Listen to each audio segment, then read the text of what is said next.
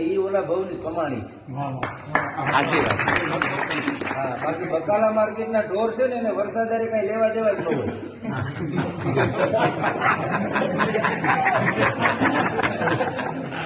બકાલા માર્કેટના ઢોરને વરસાદારે લેવા દેવા જ ન હોય. એને તો કોણ બટેટા નાખે ને કોણ ટમેટા નાખે ને કોણ દૂધી નાખે એ જ ધ્યાન હોય. એ બકાલા માર્કેટના ઢોર જેવા માણસ હોય. એને સત્સંગારે કાંઈ હોય નહીં, એને સંતારે કાંઈ હોય નહીં. અને અમુક પૈસાદારને તો એમ છે કે પૈસા સર્વસ્વ છે.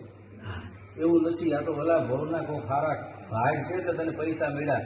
બોલે અમુક પાસેથી પૈસા લઈ લ્યો ને એટલે બરસમાં એમાં કઈ ફેર જ નથી. દેખાવે એવા જ હોય. તમારી પાસે રૂપિયા છે અને સત્તા અને સંપત્તિનો આ સમાજ તો આદિ અનાદિકાળથી ગુલામ છે. એ તો રહેવાનો છે ત્યાં લગી. પણ કોક માટે જે કાંઈક કરે છે ને, બાપુએ કીધું ને કે આ વાંચી ઉતર્યા છે. આ ઉતર્યા શબ્દ બહુ સારા છે. આપણે નથી તો ઉતર્યો એ ખાવ ઉતર્યા હોય માણસમાંથી, વાંચી ઉતર્યા હોય. ગોડ ઓફ મેસેન્જર જેને મોકલે અને એના હાથોથી અત્યારે આપણે જયેશભાઈ જોઈએ છે બાપુ, એટલે આપણને એમ થાય કે દેવીદાસ બાપુએ નંબર મારી સેવા કરી જોઈએ.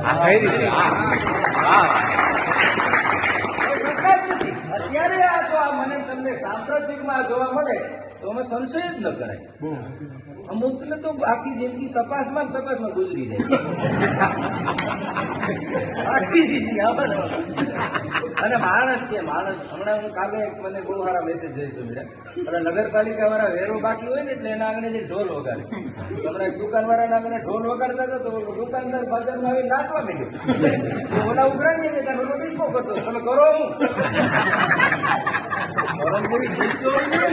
ઢોલ વાગે છે નાચવા માંડ્યો. એ તો વ્યાજ માફીની વાત કરી વ્યાજી માફ